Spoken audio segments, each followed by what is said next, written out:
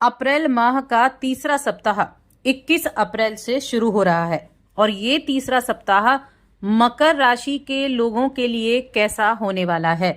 जय माता दी दोस्तों, आप सभी का स्वागत है हमारे YouTube चैनल अमृता एस्ट्रो में। और आज की इस वीडियो में मैं बात कर रही हूं 21 से 27 अप्रैल तक के साप्ताहिक राशि फल के बारे में।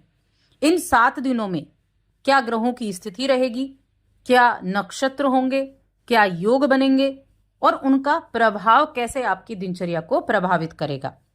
तो देखिए, अगर ग्रह नक्षत्रों की बात करें तो ग्रहों का गोचर तो इस सप्ताह में नहीं होगा, लेकिन हाँ, नक्षत्र का परिवर्तन जरूर होगा। सूर्य अपने नक्षत्र बदलेंगे। इसके अलावा अगर योगों की बात करें तो सूर्य अपनी उच्च राशि मेष राशि में विराजमान है और इसके साथ ही आपके तीसरे भाव में मीन राशि में शुक्र, बुध, राहु और शनि आपकी राशि के स्वामी विराजमान है। तो चतुर्ग्रही योग बना हुआ है और इस योग के साथ लक्ष्मी नारायण योग भी बना हुआ है। इसके साथ ही कन्या राशि में केतु हैं, वृषभ राशि में बृहस्पति विराजमान है। अब यहां चंद्रमा की स्थिति की बात करें, क्योंकि चंद्रमा हर 2.5 दिन में अपनी राशि बदलते हैं और चंद्रमा की जो स्थिति होती है उसके अनुसार आपकी दिनचर्या में परिवर्तन भी होते हैं। अब यहाँ जो चंद्रमा की स्थिति, आपकी राशि से चंद्रमा गोचर करेंगे इस सप्ताह की शुरुआत में और उसी दिन राशि परिवर्तन हो जाएगा। मकर राशि से कुंभ राशि में चले जाएंगे चंद्रमा। तो यहाँ कुंभ राशि में, मीन में, मेष और वृषभ में चंद्रमा की स्थिति रहेगी। जो सप्ताह का अंतिम दिन होगा उस दिन गजकेसरी राजयोग बनेगा, क्योंकि गुरुवार चंद्र की युति वृषभ राशि में होगी। तो ये हो गई हमारी ग्रहों की स्थिति। अब इनका प्रभाव वो कैसा आपके जीवन में होगा मकर राशि के जातकों के लिए, उसके बारे में हम बात कर लेते हैं। तो पहले हेल्थ की बात करेंगे कि आपका स्वास्थ्य कैसा रहेगा। तो आपकी राशि के स्वामी होते हैं शनिदेव, जो तीसरे भाव में बैठे हैं और तीसरे भाव में चाहे शनि हो या फिर राहु हो, इनकी स्थिति बहुत शुभ मानी जाती है और शुक्र के लिए तो उच्च की स्थिति है। तो हेल्थ आपकी अच्छी रहेगी। स्वास्थ्य के लिहाज से देखा जाए तो ये समय बेहद अच्छा है। सूर्य भी अब यहाँ से गोचर कर चुके हैं और ये सूर्य का जो गोचर है ये आपके चौथे घर में हुआ है, केंद्र में गए हैं आपकी राशि से। अब यहाँ कई लोगों को जो कुछ ना कुछ हेल्थ इशू चल रहा था, कुछ ना कुछ बीमारियां चल रही थी, तो आपको उन सभी परेशानियों से निजात देखने को मिलेगी। अच्छा, आगे बढ़ने से पहले छोटा सा निवेदन जरूर है कि चैनल पर पहली बार आए तो सब्सक्राइब कर लें। कुंडली दिखाना चाहते हैं तो स्क्रीन पर नंबर या फिर डिस्क्रिप्शन में नंबर मिल जाएगा। अब इस सप्ताह में एक चीज ध्यान रखें, एक तो एक्सरसाइज वगैरह जरूर करें और जितना संभव हो सके खाने पीने की चीजों पर ध्यान दें। पौष्टिक आहार लेना सबसे ज्यादा जरूरी है। आपके राशि से केतु आपके 9वें भाव में विराजमान है, भाग्य भाव में, जो धर्म का है, जो भाग्य का है, और केतु खुद मोक्ष के कारक हैं। साथ में तीसरे भाव पर दृष्टि है और 9वें भाव से आपकी राशि पर भी। तो खर्चे आपको यहाँ होते हुए दिखाई दे सकते हैं।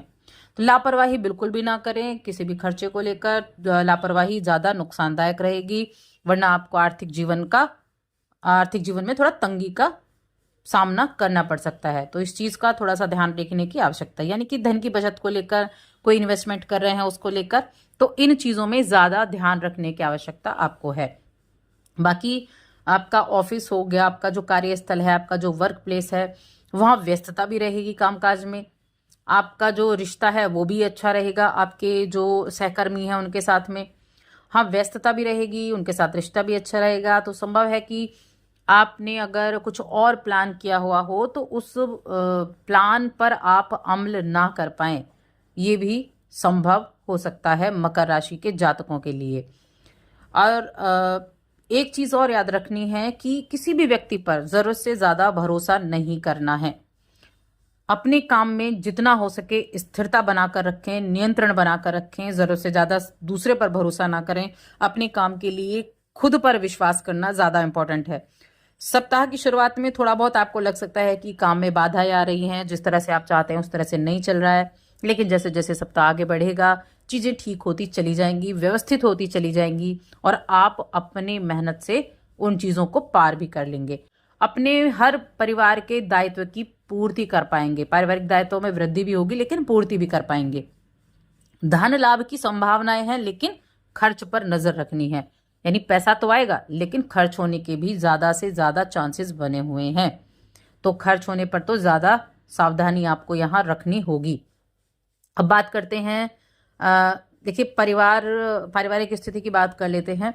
अगर आपने परिवार में कोई वादा किया है और उसको नहीं निभा पाए हैं तो उनकी नाराजगी का सामना करना पड़ सकता है। तो इसीलिए पहले से ही, सप्ताह की शुरुआत से ही इन चीज़ों को ध्यान में रखकर चलें। उस वादे को ना करें जिसे आप निभा नहीं सकते, तो उस चीज़ का भी ध्यान रखें। इस दौरान अपनी योजनाओं और अपनी नीतियों पर आप विचार करते हुए दिखाई देंगे। कुछ उनमें अगर संशोधन करना है, सुधार करना है, तो वो भी करते हुए दिखाई देंगे। कामकाज के लिए बनाई गई योजनाएं, उन पर अमल कर पाएंगे और ये मुनाफे आपको दिलाने वाले हैं। आपके काम के नतीजे आपके अनुसार होंगे। आप, हो सकता है संतुष्टि आपके मन में ना हो उस काम से, क्योंकि आपने ज़्यादा की आशा रखी हो, आपने ज़्यादा की इच्छा रखी हो।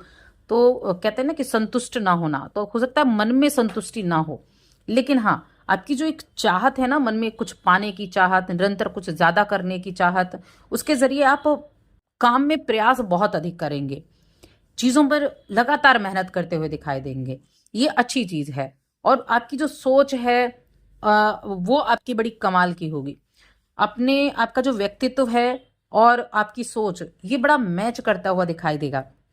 आपका व्यक्तित्व झलकता हुआ दिखाई देगा। तो चीज़ें जो हैं वो बेहतर भी रहेंगी।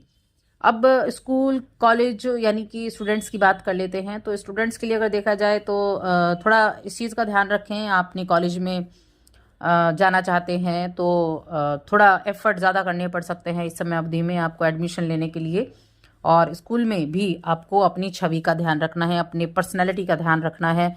अपनी पर्सनैलिटी को आप अपने दम पर ऊपर उभार सकते हैं। अपनी छवि का अच्छे से ध्यान रखना है, यानी किसी दूसरे की वजह से आपको कुछ ना सुनना पड़े, इस चीज़ का ध्यान रखते हुए आप कार्य करें तो अच्छा रहेगा।